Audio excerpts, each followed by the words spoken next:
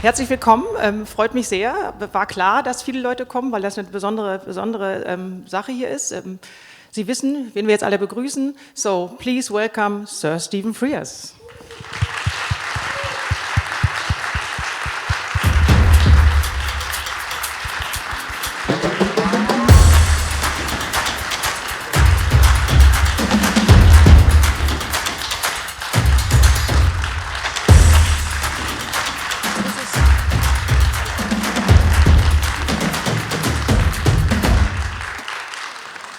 Hello. Yes, they all speak English. I'm sure of that. And if not, no, they do. That's why they're here. Thank you for coming. It's a pleasure. It was already a pleasure seeing you yesterday, getting the mops, you know, this dog. Congratulations for that. They're playing bingo. Who's playing bingo?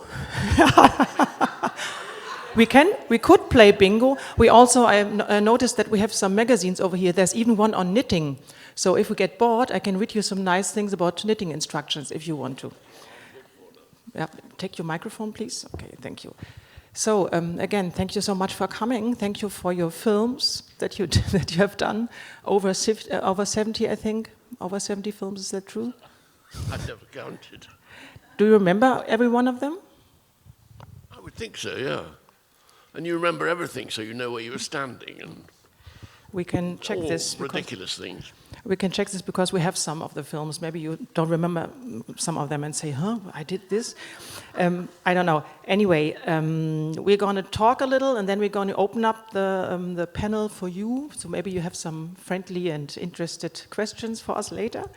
But let's start with you. You were born in 1941. And of course, I would like to know if there was anything like a key moment or maybe a key film or something that made you want to become a director? No, well, that all happened much later, but films were the only entertainment. I was born in a town in the middle of Leicester, in the middle of England called Leicester. There were 40 cinemas, and that's all you ever did was go to the cinemas. No television, radio, and the cinemas. So what were the films that you were watching at the time? Probably around the 50s then. Well, I'm afraid a lot of them were sort of British war films, a lot of submarine films. Because there weren't American films. They came later, American films. They came at the end of the 40s. And was there anything like a key film, a film that you really kept in mind, that really impressed you? Well, I remember seeing Samson and Delilah. And I must have been about 12. And when I came out, I said, can I see that again? Very good film. Yeah, I know. Did something in that film? I mean, trigger this wish? I mean, you know, you could have thought. Victor Mature. But then later, when I was at university, that was when the cinema got very, very interesting, and I got interested in the cinema and saw a lot of European films. And European films started coming to England, and the cinema became much more considerable and much more serious. And then English films were very good. English films in the 50s. All these angry young men. Saturday night and Sunday morning, This Sporting Life. They were very, very good. And so you decided you want to become a director and no, I read law at Cambridge, which was very, very boring. And then I went to work in the theatre in London. And then I met a film director, and that was the end of it, really. Who was that, the film director? I met a wonderful film director, a man called Carol Rice, who'd made Saturday Night and Sunday Morning, and he was Czech, and I was sort of apprenticed to him. That was all. I worked for him and for Albert Finney, and for Lindsay Anderson, and then I became a film director. Wonderful Albert Finney that we saw yesterday. A Simple Life. Yeah. No. And still, you became a director out of being a fan, if I understand it right. First you were a film fan and then you become a director. Are you still a fan? Do you still watch a lot of films? Yeah, but I only see films in cinemas. I don't like watching films on television. So I go to the cinema quite a lot. So which one was the last one that you saw? A Brazilian film called I'm Still Here. Yeah, it's wonderful. Yeah, we Good showed film. it. Yeah. But I don't see many American films. Tell me an American film that I would have seen. I can't think of one. Wicked. I haven't seen Wicked. I've seen it. I've seen it. Paul Thomas Anderson films are You've great. seen it 4 times. No, I've seen it once, but I like. Yeah. Let's not talk about Wicked now. Not with you. So I haven't seen it. I don't see American films. Yeah. For example, Paul Thomas Anderson. As I said, I would recommend Paul Thomas Anderson's films to you. So what? Paul Thomas Anderson, There Will Be Blood, with Daniel Day-Lewis. You don't know him? I don't know it. No, I'm going to give you some recommendations after our talk for American films that you may want to have a look at. Because you said you have been inspired more or less by these films, because when you were young, probably they inspired you or they influenced you. Can a film still influence your way of directing if you watch this Brazilian film, for example? I remember when I was young, I would see a film and then I would copy a shot when I was shooting. I would say, oh, let's do it like that, because that's the way I learned. And it was I remember the German cinema in the 60s, do I mean the 60s or the 70s? Fassbinder. In the 70s was very, very good. So Fassbinder. When Wim Wenders first appeared. They were very good films. Which one do you like most? I can't remember. He made a film called Kings of the Road, didn't he? That was very good. Alice in the Cities. Yes. Alice in den Städten, yes, I like it very much. What? Alice in den Städten is the German title, Alice in the Cities. I think it was his first one, or the first long one. I also noticed that you directed a lot of literature adaptations from books. So I was thinking if books or literature, novels, also as a kind of art form, was also a passion of yours. You like reading as much as watching films? Well, I've done a lot of I guess I've done a lot of adaptations because that's what you do in the cinema. A lot of the films are adaptations of books. And things like Dangerous Liaison was a great, great novel. And then I had a great, great script written from it by a very, very good writer. So I don't know if that's called a passion for it. It was just, it was a really good job. And you like books as much as films? Or what impresses you more? I don't read novels anymore. I can't read novels.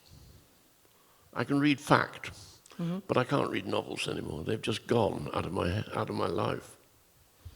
Okay. Now for me, it's like I always think that a film impresses me more because it's a kind of collective piece of art. So many people work on a film that really impresses me, and in a book it's only one person, so I think, okay, it's only one. It's impressive too, but I think I like films more. That's the reason for me.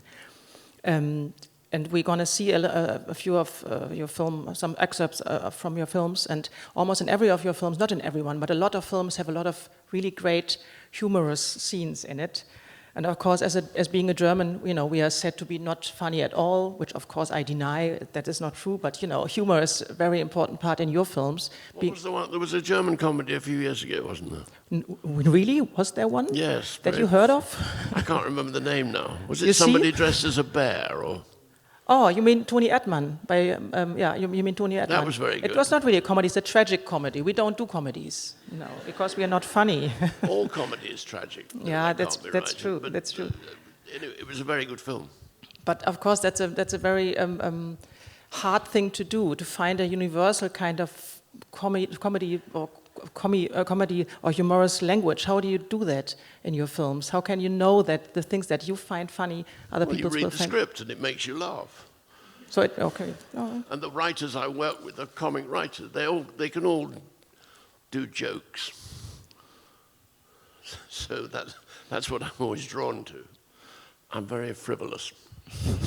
Okay, we're going to see the first clip of this afternoon, and I would like to start chronologically with a very early film, My Beautiful Laundrette, from 1985, the screenplay by Hanif Kureishi, which I like very much too. I think your third film or something it was it? Well, I made my first film when I was about 30, and then I worked in television a lot, and then started to go back to the cinema. And My Beautiful Laundrette was it's where everything changed. So let's see the clip from Mein wunderbarer Waschsalon, My Beautiful I remember Laundry. the name in German. Yeah, Mein wunderbar Waschsalon. Yeah, exactly. I cannot tell you how exciting it was seeing that. Mein wunderbar Waschsalon. Perfect. The 3 most important words in German. What? It was Very it important was word. just wonderful. And it was strange because these were little British films we made, and it started playing around the world. So it was just extraordinary. It had never occurred to anybody that you could make a film in Britain that would just for nothing. We made it for nothing, and it ended up going around the world. But the script was very, very good, and I remember reading it and thinking, oh, it's about immigrants, it's going to be very serious. And then I started to laugh, and once I started to laugh, I fell in love with him. And the chap who wrote it was brilliant. So let's all fall in love with it. And they had to explain everything to me. They had to tell me who all these people were, because I was a British imperialist. I knew nothing. And slowly it was explained to me who these people were and where they'd come from. It was a joy to make. Yeah, we see that in the film, in the clip, please.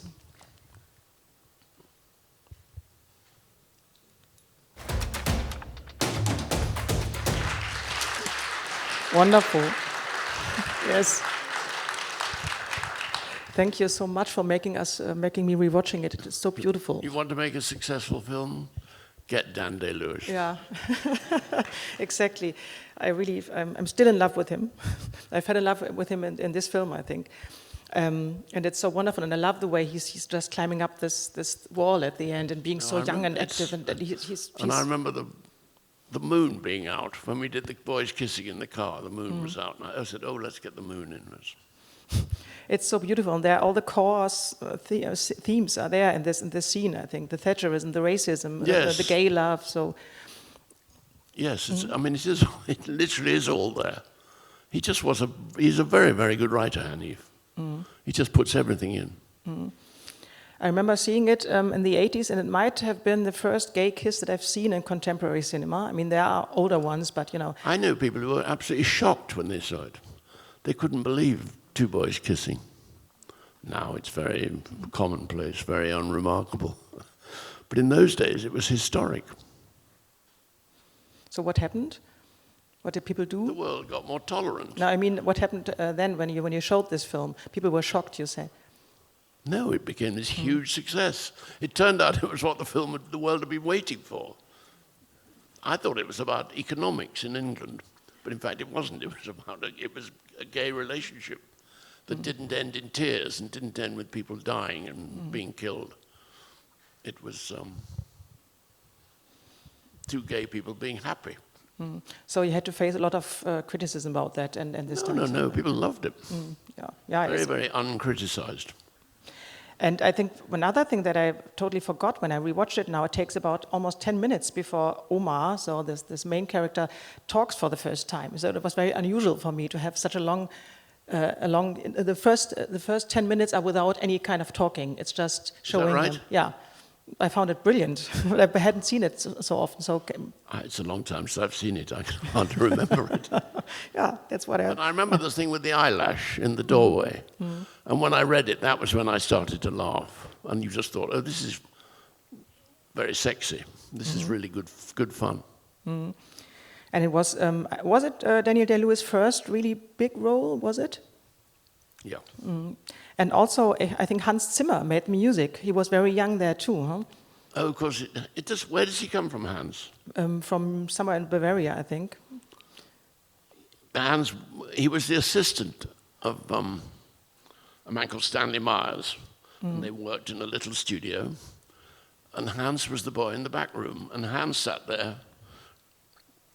When there are scenes in the laundrette, there's this funny comic music going on.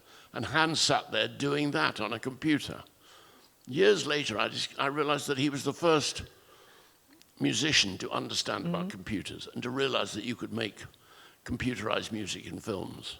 I didn't know any of this, but he sat there. So whenever there is a book written about Hans, or wherever there's a film made about Hans, he always says, go and talk to Stephen, because he knew me before I went to Hollywood when he was just the boy in the back room. It was, I mean, the truth is, it was a film made in complete innocence. Tim Bevan, who produced the film, is now the most, became the most powerful man in British films. Dan became this enormous star. Some days things go right. Yeah. It was that lucky and instinctive and innocent. And you started it. That's And I wonderful. started. Yeah, that's wonderful. I was the oldest person on the crew. There's a scene in the film, we haven't seen it now, but there's a scene where Omar is cutting his nose hair, with the little nose. I was thinking about, it's a funny scene, of course, and it made me sneeze, of course. So was it in the script too, or was it something that you invented? No, I knew nothing about Pakistani life, so it must have been in the script, or it came from a Pakistani. What did I know about their lives? So yeah, it's a beautiful film, and I think it's on the program here too. You can watch it. It's really worth it. Please watch it again as a whole film. Let's see another clip from 1987, "Prick Up Your Ears," which I loved very much too. Screenplay by Alan Bennett. So lass uns. Wir gucken den zweiten Clip bitte. "Prick Up Your Ears."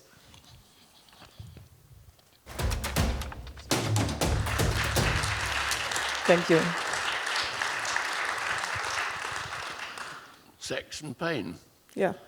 Jokes and pain. It's always the same.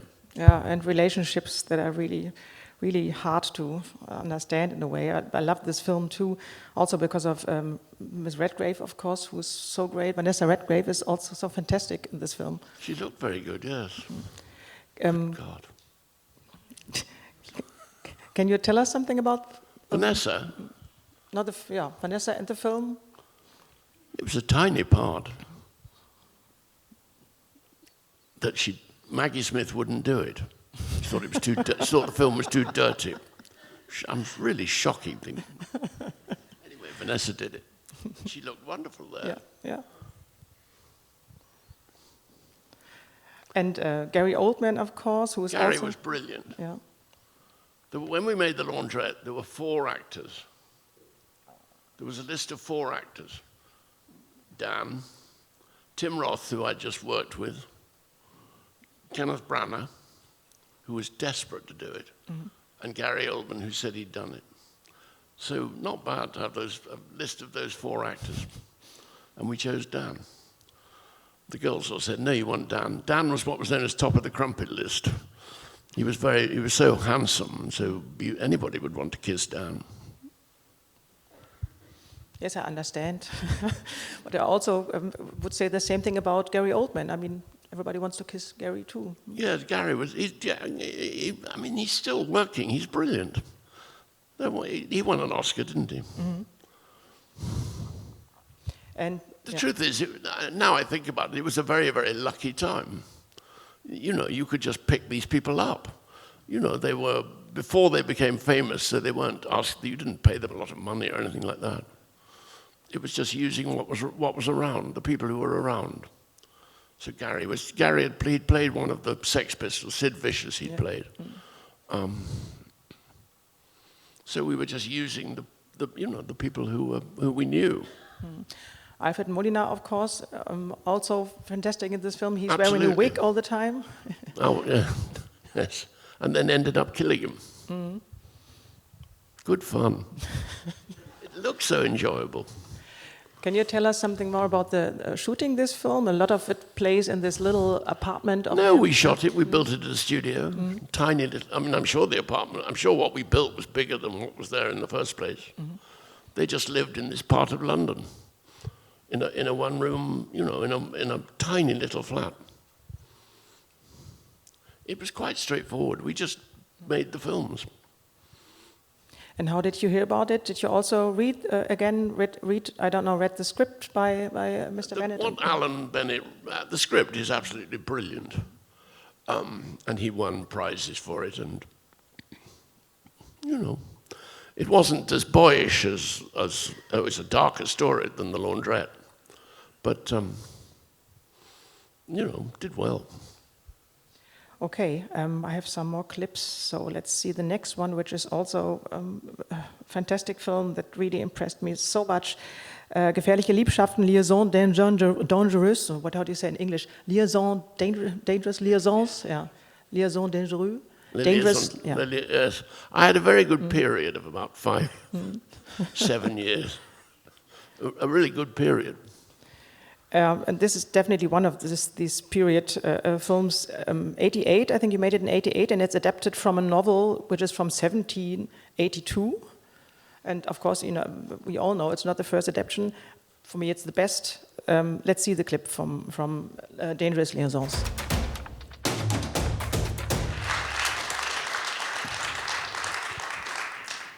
I wanted to have Michelle Pfeiffer in there too. That's why the clip stops on her I want face. to see what happened next. Yes, but you know what's happening next. You know, you all know the film probably. This kind of ménage à quatre or cinq or something. A lot of people playing with each other, loving and hating each other, and it's beautiful. I think it was also Keanu Reeves' first role, was it? How did you get along? How did you Keanu find him? Reeves, Uma Thurman. This all happened in 5 or 6 years. All these people, from Dan through to this film, 5 or 6 years. And then the next film I made had Angelica Houston and Annette Bening. So you really, I don't know how you do it, but you really see the quality in actors, even if they are not well known and you haven't seen them so often. I don't know how you do that. How do you do it? I remember we made the liaison in Paris, and I remember the French crew were very, very pleased that we were making it with American actors. If we'd turned up with Jean Moreau or whoever, they wouldn't have been at all interested. But because we had we had Glenn Close and Michelle, big American stars, they were very, very pleased. And how did you find them? For example, Keanu Reeves, who hadn't done anything, or not much before that? Keanu Reeves came to see me, and I said, "Oh, you'd be very good." And Christopher Hampton thought I'd actually gone mad. He thought I'd actually lost my senses. But he was wonderful, Keanu. He was in a small independent film. And everyone said that the boy who was playing the lead of the film... Was it My Own Private Idaho with River Phoenix? Sorry? Was it My Own Private Idaho with River Phoenix? No. It was called something like The River's Edge. And they all went on and on about the other boy, and I said, no, the really good boy is Keanu Reeves. And by the time Liaison came out, Keanu had made one of those films called Ted and Bill's Big Adventure. Yeah. And he'd become a big star. And John Malkovich? You have to have a lot of luck, don't you? I mean, all I'm doing is telling you stories of good fortune. But that's beautiful. I mean, what a nice life. Yeah, it was great. So John Malkovich, why did you choose him? John was in a play in New York in which he was fantastic. He'd made a string of films that weren't very successful. I mean, I remember the first time I ever saw him in a film, which was, I think, a film called Places in the Heart, and he played a blind man. And then he was in not very successful films. Or no, he was in The Killing Fields, but things weren't going very well. And then he did this play in New York, and he was fantastic. And I was flown over to New York to meet the head of the studio. And next day I said to somebody, they said, well, who do you think you're casting? And I said, John Malkovich. Oh, don't have him, because Americans have very strong opinions about things for no reason that I can ever understand. Anyway, so John did it. And John was desperate to do it. And he'd done a reading, I think, in Chicago. Life is very simple. If you say so. This also is interesting. Well, you can't explain it any other way. It's just like, you run into these people, you think, John decided to be very, very good. John, who's quite a difficult chap, he just decided to be very, very good. No, thank you. I mean, thanks him. Did I do it? Was that my contribution? I cannot believe so. But it was as though he got out of bed that side rather than that side. Just thought, I'll be very, very good. He probably trusted you. He was wonderful. He probably trusted you, or he knew your films probably and trusted you. John, yeah. He just used to make fun of the English left. He was always laughing at them. And he used to talk about being a model. He said, I'm not really an actor, I'm a clothesman. catwalk model. And Peter Capaldi, you know who he is? Peter Capaldi was in an English satire called The Thick of It. He's a wonderful man. And I used to say to him, why can't you act as well as him? I'd say to John, point to Peter. Anyway, he was wonderful. How was directing a historical film with, you know, a lot of costumes and a lot of historical stuff? It sorted itself. I don't know. I mean, I didn't really think about it. I didn't know anything about the 18th century in France. They took me around all these chateaux, and I was very bewildered. And then eventually the designer, who won many, many Oscars, he came and explained to me how we should do the film, and I had the good grace to listen to him. I think you went to the Oscars with this film too. Dangerous. It got seven nominations, won 3 Oscars. So, what did you wear at the Oscars? Remember? I can't remember. Tuxedo? I wasn't nominated. Yeah, but you were there, weren't you? I was there, but I wasn't nominated. Next year I got nominated for a film that I directed that Martin Scorsese produced. And he said, oh, that's what had happened to him. Somehow a film, he hadn't been nominated because somebody else, there was the man who'd made Fish Called Wanda. He got my nomination and deserved it. It's strange, you look at these early I could do The Laundrette much better now. I could cut it much better. Would you? Yes, Why don't you put out a director's cut? Well, all I can see is the naivety and the awkwardness. Maybe that was part of it. Maybe doing it better would make it worse. Why don't you do like a director's cut just out of fun? I mean, you could do it. No. I would be interested. Well, supposing you did it better, you'd be depressed. If you didn't do it as well, you'd be depressed. So it wouldn't be a good way to go about life. Okay. That's what I did. That's what we did, and audiences liked it. What would Looking at it now, all I see are the bits of naivete and But what do you mean then? What would you do different then? I would do it more gracefully. I mean, I could just do it better. But it might not be what the audience wanted. I would be interested still, but anyway. You did a Western in the 90s that won the Silver Bear at the Berlinale, High-Low Country. Yeah, that was good fun. Yeah, I don't have a clip, but I just wanted to talk about it because I also liked it very much with Billy Crudup and Penelope Cruz and Woody Harrelson. A real Western with everything, you know, good-looking cowboys and horses that play really... What more do you want? Good-looking cowboys. Yeah, I mean, that's the typical Western in a way. And I was thinking about you being there and shooting a Western, which is such a different genre. Maybe you can tell us something about it. It took me a long time to learn how to do it. I think the last shot, I remember thinking, oh, I see, that's how they do it. But there were people there. I seem to spend a lot of my life being educated by the people around me. So all the actors in The Laundrette taught me about imperialism and the role of the empire. And the actors in the High-Low Country. I remember talking to an old cowboy actor who'd been in 7 films of John Ford's. He said, we sit here in front of the TV looking to see if they know how to hold the reins properly. And I thought, my God, I'm out of my depth. And then right at the end, I did a shot of the 2 men riding away on horses, riding into and I thought, oh, I see, that's how you do it. So slowly I learned. It was so enjoyable. And they're like cowboys. They're like people from outer space. They're like people on the moon. You know, they would get dressed for the shot. Very, very ritualistically. Costumes were so elaborate and complicated. It was weird, but very, very enjoyable and very interesting. And of course, in another way, very familiar because I'd spent so much of my life watching Westerns. I still like to watch Westerns. John Wayne, I love. I think my favorite Western films are all made by non-Americans.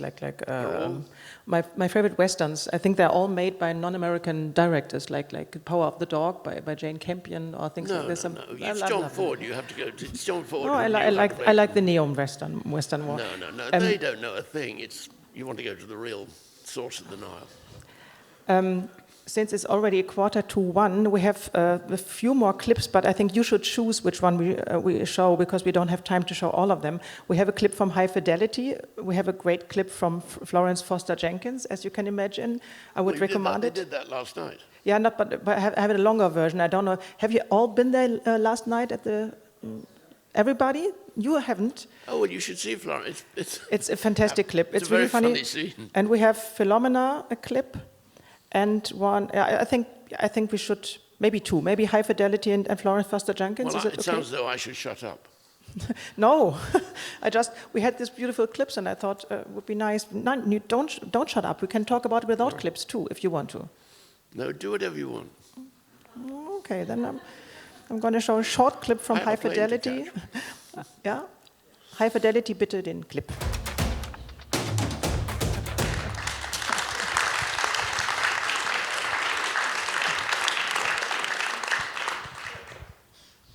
Well, that was Jack before he became... Then Jack became famous. Yeah.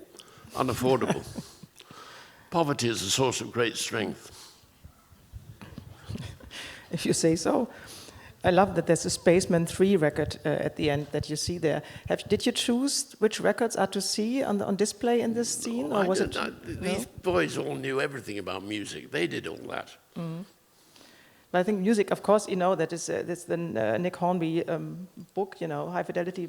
Probably most of you have read it, and it's about, you know it, about a man who loves music and also loves his girlfriend and is talking about his ex-girlfriends. And so music is a very important part, of course, for him and for the film. It starts with 13th Floor Elevators, I remember that. Sorry? Music by 13th Floor Elevators, that's the first scene in the film. Is that right? Yeah. Oh, that's good God, I haven't heard that name for 100 years. Yeah, I love them. So I was like, oh, when I saw it in 2000. So tell us something about how did you read the novel? I read the novel when it was first published. And then you... And later I became good friends with Nick Hornby, who wrote it. And then they rang me up and asked me if I'd do it. And then they say, it's set in Chicago. You know, the book was set in London. So they said, John Cusack rang me up and he said, will you do it? It's set in Chicago. So you think, well, that's ruined it. And then I read the script and realized it was nothing to do with it. London was a very small part of it. And that really what Nick was writing about was about love. So we did it. We did it in Chicago, but it was good fun. Have you, by any chance, seen the series, the TV streamer series that has made? They did it as a musical. They did it on Broadway as a musical, and the critics said, "Well, the music of the musical, the characters in the story wouldn't like it." And then they did it. I never saw the TV with them. With Zoe Kravitz, who is the daughter of Liza Bonet, who is in your film. That's right. That's right. I loved it. I loved the show too because it's about this TV show is about a female owner of a record store. So Zoe Kravitz is character, the main character, instead of John Cusack, which is really great. So I thought you probably had seen it and would tell us how you liked it, but you haven't, so it's okay. Do you still listen to a lot of music? Do I? No. No. I don't really. No. But you did in these times? I'm so old that it was really Elvis I liked. Early Elvis, before he joined, when he was in Sun Records, that's what I liked. The very early years. Okay, so you like the early years of artists. Let's see this Florence Foster Jenkins clip because it's so nice and it's only 3 minutes or something. So please, Florence Foster Jenkins.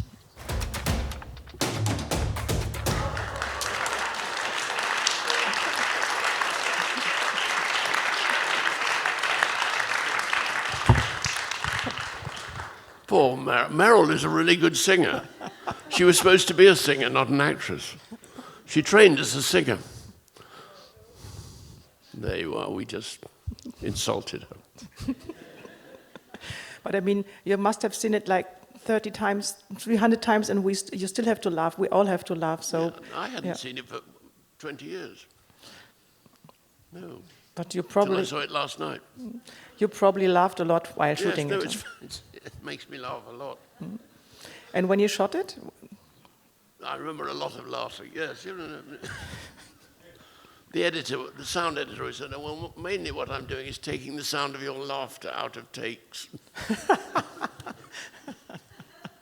especially Simon Helberg, probably, who plays the It's piano. very, very funny. So how did you? I mean, it's great that of course we laugh so much because we see Simon's face, the piano player's Yes. face, who was like, He was in a huge TV show, wasn't he? yeah, he is still. Yeah. Is he? He was a sweet, adorable chap. And he was really a jazz musician. Somebody said, "Oh, the boy you want is Simon." So I met him, and terrific. And then they used to say to me, "Oh, he's learned all the stuff." And I thought he was a pianist and could do it, but in fact he was a jazz pianist, and he had to learn all these pieces. Americans are extraordinary. It's the good side of America, if there is a good side.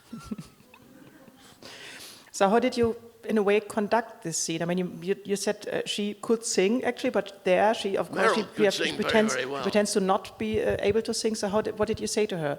Just sing I didn't out of say tune? anything to her. I wouldn't dare. No, she knew how to do it. If to play someone who could sing badly, you have to have someone who can sing well, I'm told. And she could sing very well. And another woman I knew who played the part on stage could sing very, very well. But don't look at me, I knew nothing. I just thought the script was... And I remembered when they used to play the record at London dinner parties in the 60s, the record of Florence Foster Jenkins singing. And indeed, I couldn't even tell you now if Meryl actually copied what Florence sang. She might have done. So there was a prototype. Yeah, But these are all just stories of good luck, aren't they? I just happened to be there. yeah, that's wonderful. We are very happy that you had so much luck in your life. No, I just happened to be standing in the room when they were doing this extraordinary scene. I mean, they're all, 4 of them are brilliant actors. There's not a lot to say. Okay, it's almost 1 o'clock, but I would have liked to talk about the Lost King too, about Philomena. I thought you were going to ask them what Yeah, exactly. what I they wanted- want to know. Yeah, we have another 10 minutes or something, and maybe you can pose questions. One thing that I would like to know, I know it's a little cheesy to ask that, but since I've never talked to somebody who is a sir and who got knighted, you were knighted in 2023. How was that? Did you have? It wasn't the Queen then; it was King. No, it was Charles. Princess Anne. Yeah. Okay. Okay. She knighted you.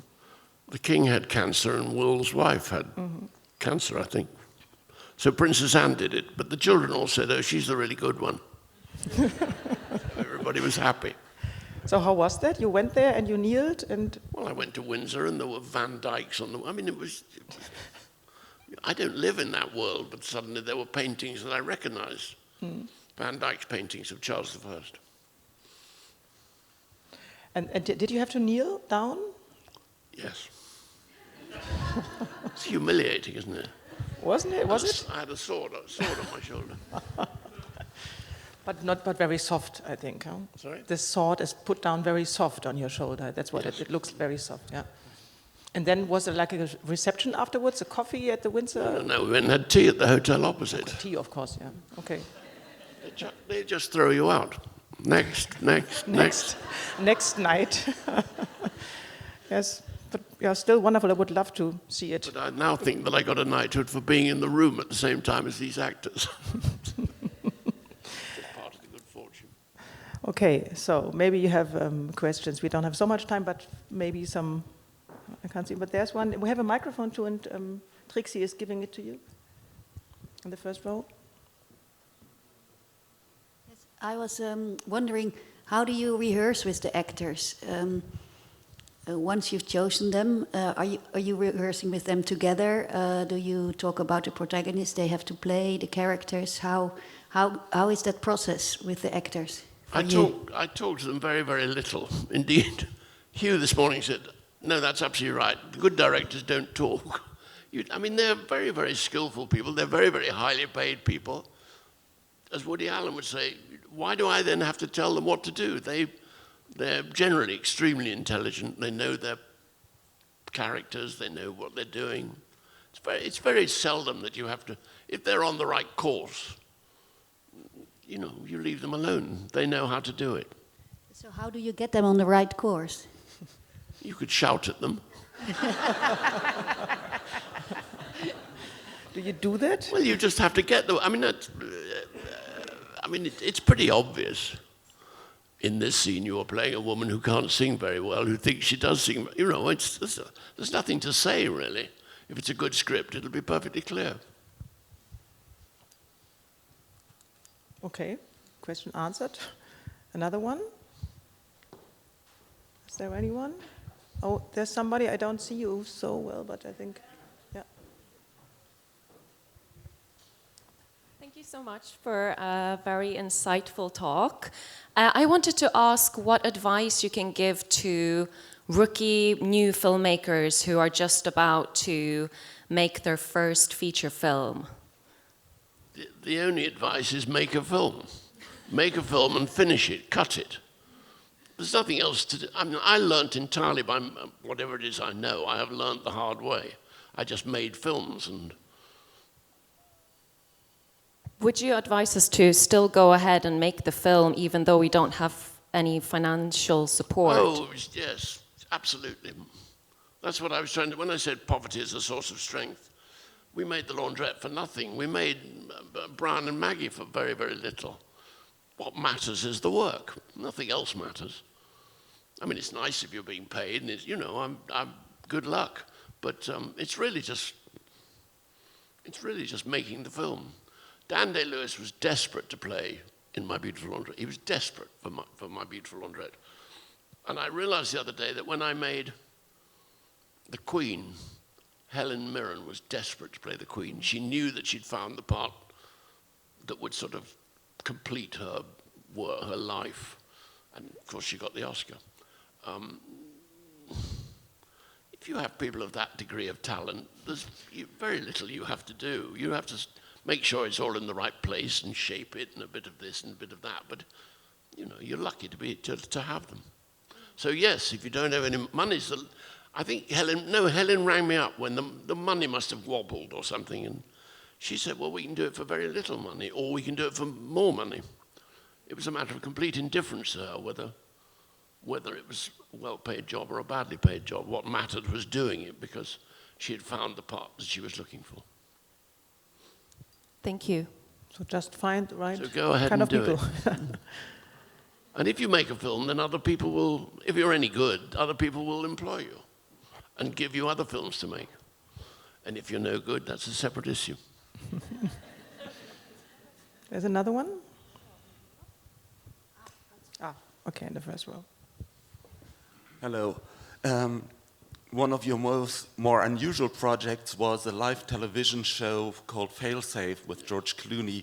What made you do that, which was probably something that hasn't been done for decades before that? And well, to answer you, if you sit at home in England and George Clooney rings you up, it tends to be a sort of red letter day. George by then had become a big star because he'd been doing ER, and he wanted to do something for CBS, the company that he did ER for, but he thought, if I do a television film, it's like doing a film, so it's completely unremarkable. So he had the idea of doing something live, and he'd always loved the film Failsafe, which was a film made by Sidney Lumet at the same time that Stanley Kubrick was making Strangelove. So we did that live.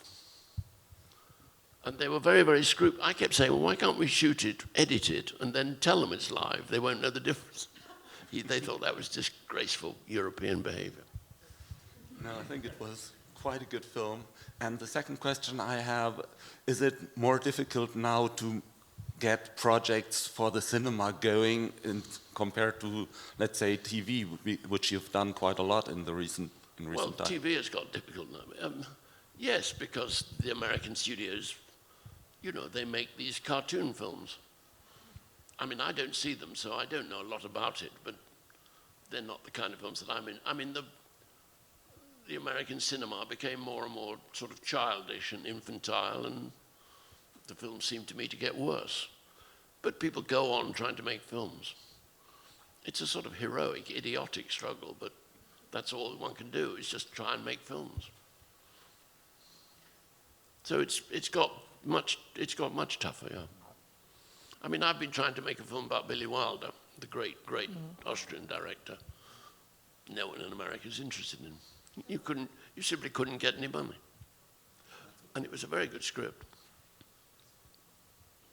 And television is becoming like that.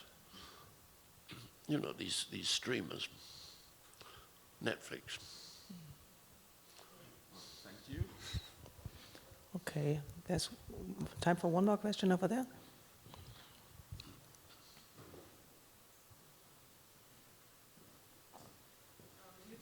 You just mentioned Netflix. So what is your opinion about Netflix? I think they're dreadful. Well, they have all these algorithms, don't they? Look, the algorithm says this should happen. You know, there should be a bank raid here, or I don't know what they say.